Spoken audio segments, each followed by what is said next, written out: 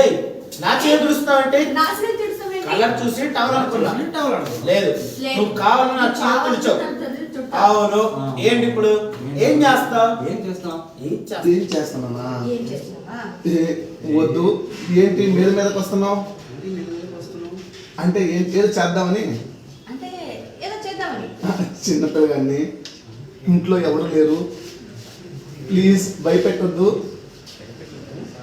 నువ్వు భయపడవు కదా? నువ్వు భయపడవు కదా?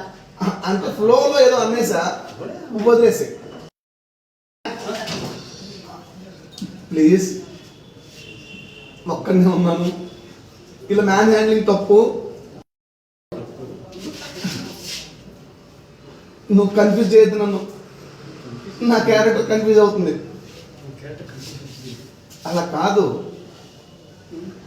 ఓకే ఏం చెప్పాను సార్?